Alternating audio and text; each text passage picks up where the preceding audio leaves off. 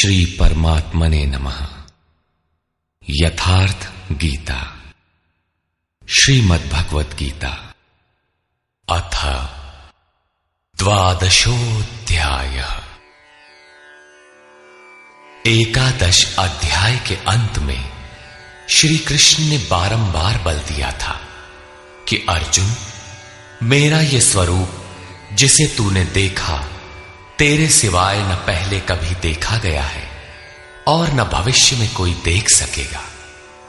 मैं न तप से, न यज्ञ से और न दान से ही देखे जाने को सुलभ हूं, किंतु अनन्य भक्ति के द्वारा अर्थात मेरे अतिरिक्त अन्यत्र कहीं श्रद्धा बिखेरने न पाए, निरंतर तैल धारावत मेरे चिंतन के द्वारा ठीक इसी प्रकार जैसा तूने देखा, मैं प्रत्यक्ष देखने के लिए, तत्व से साक्षात जानने के लिए और प्रवेश करने के लिए भी सुलभ हूं।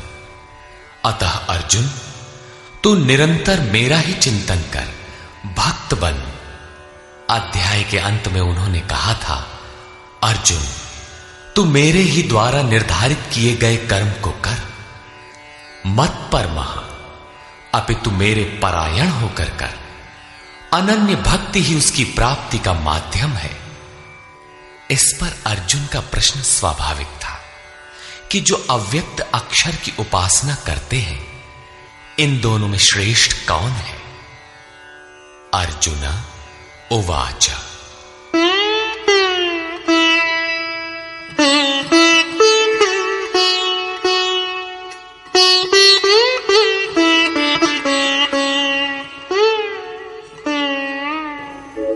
एवं सततयुक्ता ये भक्तास्त्वां पर्युपासते, ये चाप्यक्षरमव्यक्तम् तेषां के योगवित्तमाः।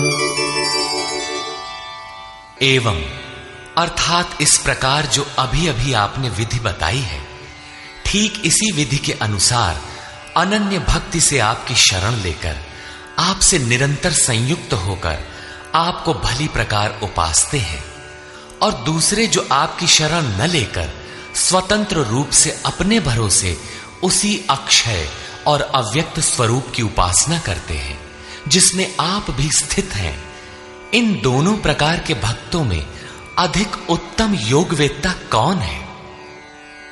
इस पर योगेश्वर श्री कृष्ण ने कहा, श्री भगवान उवाचा,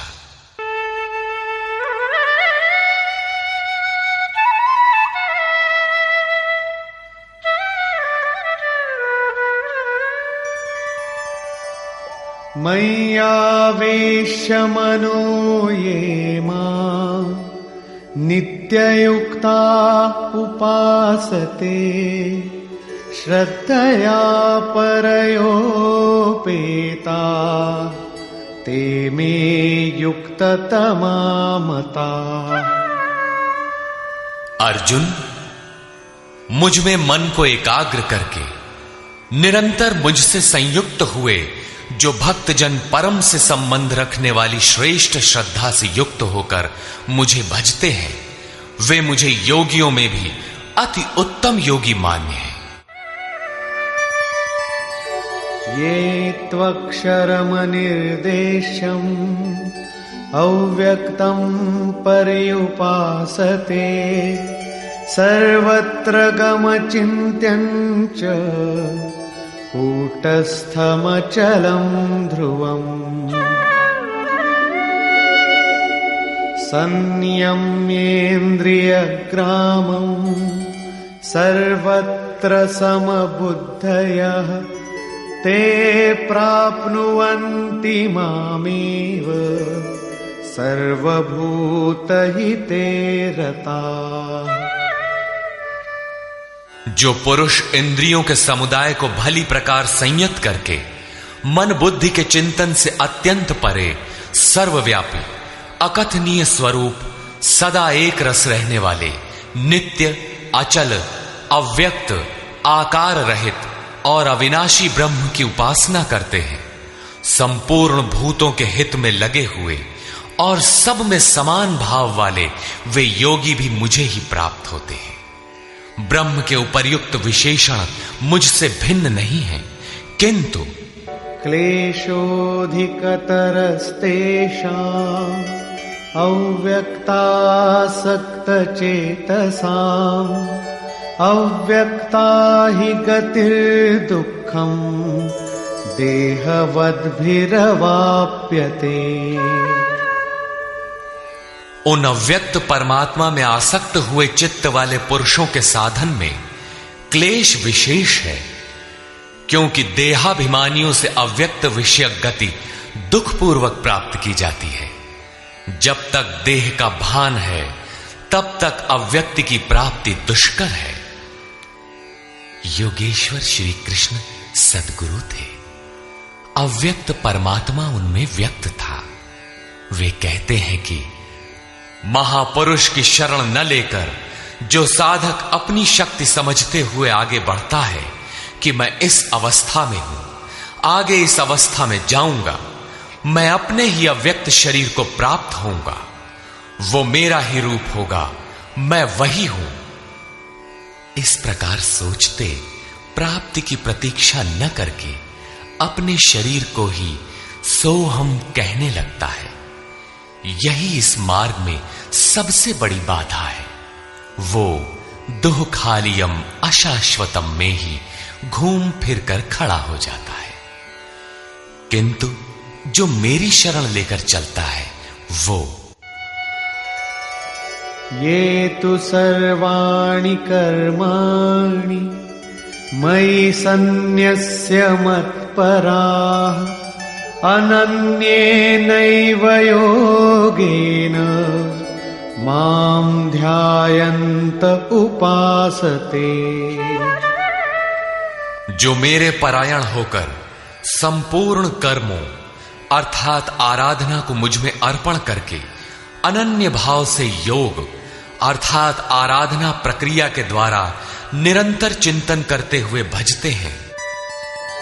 तेषामहं समुद्धर्ता मृत्यु संसार सागरात् भवामि न चिरात् पार्थ मय्यावेशितचेतसाम्।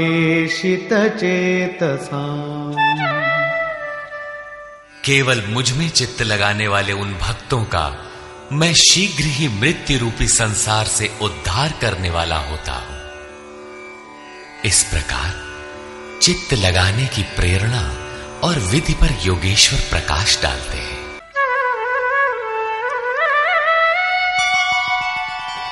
मय्येव मन आधत्स्व मयि बुद्धिं निवेशय निवसिष्यसि मय्येव अत ऊर्ध्वं न संशयः। इसलिए अर्जुन, तू मुझ में मन लगा, मुझ में ही बुद्धि लगा। इसके उपरांत तू मुझ में ही निवास करेगा, इसमें कुछ भी संशय नहीं है।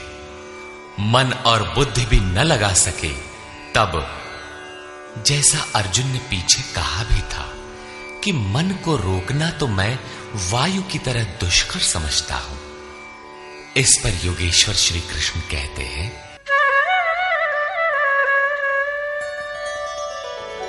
अथ चित्तं समाधातुं न शक्नोषि मयि स्थिरम् अभ्यासयोगेन ततो मामिच्छाप्तुं धनंजय। यदि तू मन को मुझ में अचल स्थापित करने में समर्थ नहीं है तो हे अर्जुन, योग के अभ्यास द्वारा मुझे प्राप्त होने की इच्छा कर। अर्थात जहां भी चित्त जाए वहां से घसीट कर उसे आराधना चिंतन क्रिया में लगाने का नाम अभ्यास है। यदि ये भी न कर पाए तो अभ्यासेऽप्यसमर्थोऽसि मत्कर्म परमो भव मदर्थमपि कर्माणि कुर्वन् सिद्धिमवाप्स्यसि। यदि तू अभ्यास में भी असमर्थ है तो केवल मेरे लिए कर्म कर, अर्थात आराधना करने में तत्पर हो जा। इस प्रकार मेरी प्राप्ति के लिए कर्मों को करता हुआ तू मेरी प्राप्ति रूपी सिद्धि को ही प्राप्त होगा। अर्थात अभ्यास भी पार न लगे तो साधन पथ में लगे भर रहो। अथैतदप्यशक्तोऽसि कर्तुं मद्योगमाश्रितः सर्वकर्मफलत्यागं ततः कुरु यतात्मवान्। यदि इसे भी करने में असमर्थ हो तो संपूर्ण कर्म के फल का त्याग कर, अर्थात लाभ हानि की चिंता छोड़कर मद्योग के आश्रित होकर, अर्थात समर्पण के साथ आत्मवान महापुरुष की शरण में जाओ। उनसे प्रेरित होकर कर्म स्वतः होने लगेगा। समर्पण के साथ कर्म फल के त्याग का महत्व बताते हुए योगेश्वर श्री कृष्ण कहते हैं, श्रेयो हि ज्ञानमभ्यासाच् ज्ञानाध्यानं विशिष्यते ध्यानात् कर्मफलत्यागः त्यागात् शान्तिरनन्तरम्। केवल चित्त को रोकने के अभ्यास से ज्ञान मार्ग से कर्म में प्रवृत्त होना श्रेष्ठ है। ज्ञान माध्यम से कर्म को कार्य रूप देने की अपेक्षा ध्यान श्रेष्ठ है, क्योंकि ध्यान में इष्ट रहता ही है। ध्यान से भी संपूर्ण कर्मों के फल का त्याग श्रेष्ठ है, क्योंकि इष्ट के प्रति समर्पण के साथ ही योग पर दृष्टि रखते हुए कर्म फल का त्याग करने से उनके योग क्षेम की जिम्मेदारी इष्ट की हो जाती है। इसलिए इस त्याग से वो तत्काल ही परम शांति को प्राप्त हो जाता है। अभी तक योगेश्वर श्री कृष्ण ने बताया कि अव्यक्त की उपासना करने वाले ज्ञान मार्गी से समर्पण के साथ कर्म करने वाला निष्काम कर्मयोगी श्रेष्ठ है। दोनों एक ही कर्म करते हैं, किंतु ज्ञान मार्गी के पथ में व्यवधान अधिक है। उसके लाभ हानि की जिम्मेदारी स्वयं पर रहती है, जबकि समर्पित भक्ति की जिम्मेदारी महापुरुष पर होती है। इसलिए वो कर्म फल त्याग द्वारा शीघ्र ही शांति को प्राप्त होता है। अब शांति प्राप्त पुरुष के लक्षण बताते हैं। अद्वेष्टा सर्वभूतानां मैत्रः करुण एव च निर्ममो निरहंकारः समदुःख सुखः क्षमी। इस प्रकार शांति को प्राप्त हुआ जो पुरुष सब भूतों में द्वेष भाव से रहित, सबका प्रेमी और हेतु रहित दयालु है, और जो ममता से रहित, अहंकार से रहित, सुख दुख की प्राप्ति में सम तथा क्षमावान है।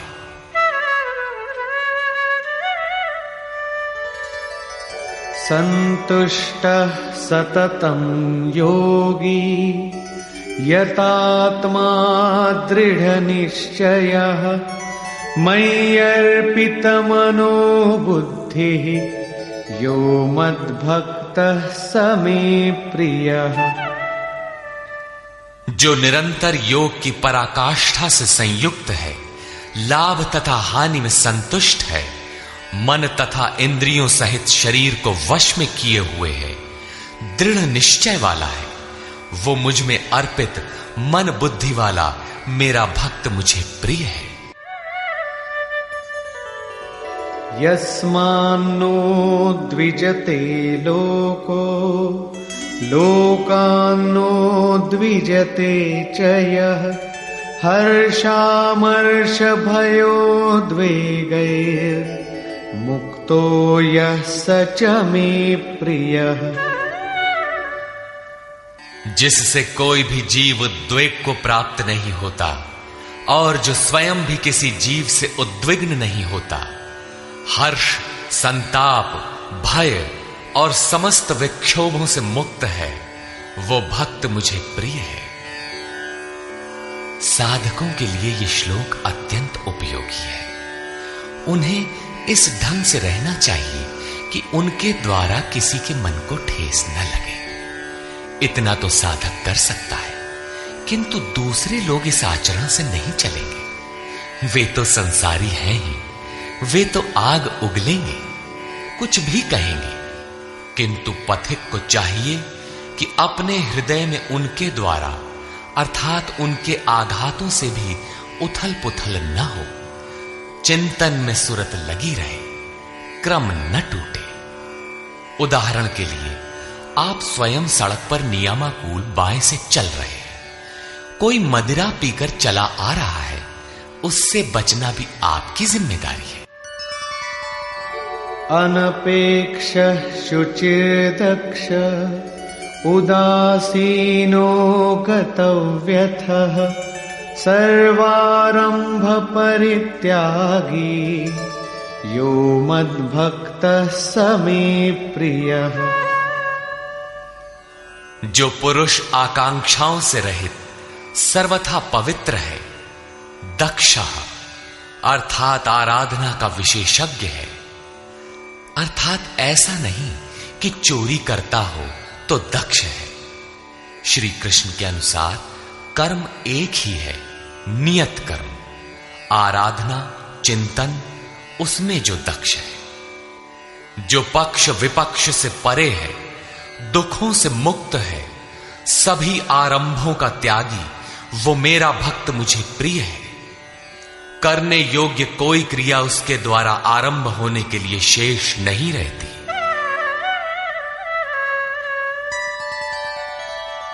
यो न हृष्यति न द्वेष्टि न शोचति न कांक्षति शुभाशुभ परित्यागी भक्तिमान्यः स मे प्रियः। जो न कभी हर्षित होता है, न द्वेष करता है, न शोक करता है, न कामना ही करता है, जो शुभ और अशुभ संपूर्ण कर्मों के फल का त्यागी है, जहां कोई शुभ विलग नहीं है, अशुभ शेष नहीं है, भक्ति की इस पराकाष्ठा से युक्त वो पुरुष मुझे प्रिय है।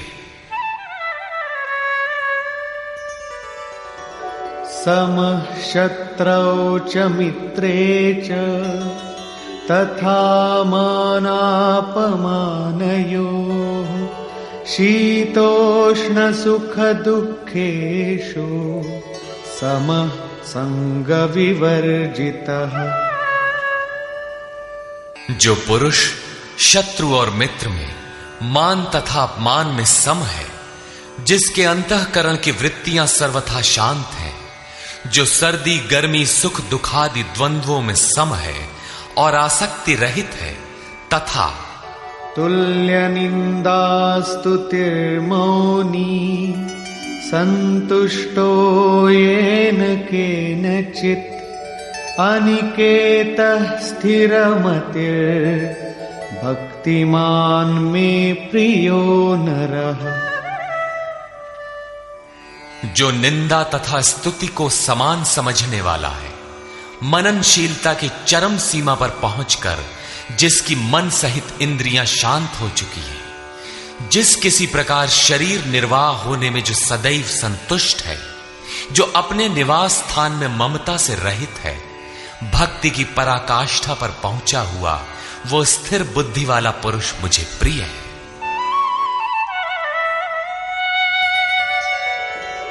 ये तु धर्म्यामृतमिदं यथोक्तं पर्युपासते श्रद्धाना मत्परमा भक्तास्तेतीव मे प्रियाः। जो मेरे परायण हुए हार्दिक श्रद्धा युक्त पुरुष इस उपर्युक्त धर्ममय अमृत का भली प्रकार सेवन करते हैं, वे भक्त मुझे अतिशय प्रिय है। निष्कर्ष। गत अध्याय के अंत में योगेश्वर श्री कृष्ण ने कहा था कि अर्जुन, तेरे सिवाय न कोई पाया है न पा सकेगा जैसा तूने देखा, किंतु अनन्य भक्ति अथवा अनुराग से जो भजता है वो इसी प्रकार मुझे देख सकता है, तत्व के साथ मुझे जान सकता है और मुझ में प्रवेश भी पा सकता है। अर्थात परमात्मा ऐसी सत्ता है जिसको पाया जाता है। अतः अर्जुन, भक्त बन। अर्जुन ने इस अध्याय में प्रश्न किया कि भगवान, अनन्य भाव से जो आपका चिंतन करते हैं और दूसरे वे जो अक्षर अव्यक्त की उपासना करते हैं, इन दोनों में उत्तम योगवेदता कौन है? योगेश्वर श्री कृष्ण ने बताया कि दोनों मुझे ही प्राप्त होते हैं, क्योंकि मैं अव्यक्त स्वरूप हूं, किंतु जो इंद्रियों को वश में रखते हुए मन को सब ओर से समेटकर अव्यक्त परमात्मा में आसक्त हैं, उनके पथ में क्लेश विशेष है। जब तक देह का अध्यास अर्थात भान है, तब तक अव्यक्त स्वरूप की प्राप्ति दुखपूर्ण है, क्योंकि अव्यक्त स्वरूप तो चित्त के निरोध और विलय काल में मिलेगा। उसके पूर्व उसका शरीर ही बीच में बाधक बन जाता है। मैं हूं, मुझे पाना है कहते कहते अपने शरीर की ही ओर घूम जाता है। उसके लड़खड़ाने की अधिक संभावना है। अतः अर्जुन, तू संपूर्ण कर्मों को मुझ में अर्पण करके अनन्य भक्ति से मेरा चिंतन कर। जो मेरे परायण भक्तजन संपूर्ण कर्मों को मुझ में अर्पण करके मानव शरीरधारी मुझ सगुण योगी के रूप का ध्यान द्वारा तैल धारावत निरंतर चिंतन करते हैं, उनका मैं शीघ्र ही संसार सागर से उद्धार करने वाला हो जाता हूं। अतः भक्ति मार्ग श्रेष्ठ है। अर्जुन, मुझ में मन को लगा, मन न लगे तो भी लगाने का अभ्यास कर। जहां भी चित्त जाए पुनः घसीट कर उसका निरोध कर। यह भी करने में असमर्थ है तो तू कर्म कर। कर्म एक ही है, यज्ञार्थ कर्म। तू कार्यम कर्म करता भर जा, दूसरा न कर। उतना ही कर, पार लगे चाहे न लगे। यदि यह भी करने में असमर्थ है तो स्थित प्रज्ञ आत्मवान तत्वज्ञ महापुरुष की शरण होकर संपूर्ण कर्म फलों का त्याग कर। ऐसा त्याग करने से तू परम शांति को प्राप्त हो जाएगा। तत्पश्चात परम शांति को प्राप्त हुए भक्त के लक्षण बताते हुए योगेश्वर श्री कृष्ण ने कहा, जो संपूर्ण भूतों में द्वेष भाव से रहित है, जो करुणा से युक्त और दयालु है, ममता और अहंकार से रहित है, वह भक्त मुझे प्रिय है। जो ध्यान योग में निरंतर तत्पर और आत्मवान आत्मस्थित है, वह भक्त मुझे प्रिय है। जिससे न किसी को उद्वेग प्राप्त होता है और स्वयं भी जो किसी से उद्वेग को प्राप्त नहीं होता, ऐसा भक्त मुझे प्रिय है।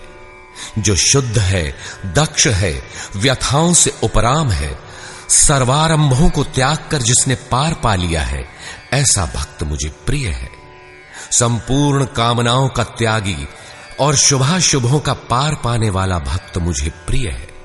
जो निंदा और स्तुति में समान और मौन है, मन सहित जिसकी इंद्रियां शांत और मौन है, जो किसी भी प्रकार शरीर निर्वाह में संतुष्ट और रहने के स्थान में ममता से रहित है, शरीर रक्षा में भी जिसकी आसक्ति नहीं है, ऐसा स्थित प्रज्ञ भक्तिमान पुरुष मुझे प्रिय है। इस प्रकार श्लोक 11 से 19 तक योगेश्वर श्री कृष्ण ने शांति प्राप्त योग युक्त भक्त की रहनी पर प्रकाश डाला, जो साधकों के लिए उपादेय है। अंत में निर्णय देते हुए उन्होंने कहा, अर्जुन, जो मेरे परायण हुए अनन्य श्रद्धा से युक्त पुरुष इस ऊपर कहे हुए धर्ममय अमृत को निष्काम भाव से भली प्रकार आचरण में ढालते हैं, वे भक्त मुझे अतिशय प्रिय है। अतः समर्पण के साथ इस कर्म में प्रवृत्त होना श्रेयतर है, क्योंकि उसके हान लाभ की जिम्मेदारी वह इष्ट सद्गुरु अपने ऊपर ले लेते हैं। यहां श्री कृष्ण ने स्वरूपस्थ महापुरुष के लक्षण बताए, उनकी शरण में जाने को कहा और अंत में अपनी शरण में आने की प्रेरणा देकर उन महापुरुषों के समकक्ष अपने को घोषित किया। श्री कृष्ण एक योगी महात्मा थे। इस अध्याय में भक्ति को श्रेष्ठ बताया गया, अतः इस अध्याय का नामकरण भक्ति योग युक्ति संगत है। ओम तत्सदिति श्रीमद्भगवद गीता सूपनिषत्सु ब्रह्म विद्यायाम योग शास्त्रे श्री कृष्णा अर्जुन संवादे भक्ति योग नाम 12वां। इस प्रकार स्वामी अड़गड़ानंद कृत श्रीमद् भगवद गीता के भाष्य यथार्थ गीता का 12वां अध्याय पूर्ण होता है। हरि ओम तत्सत।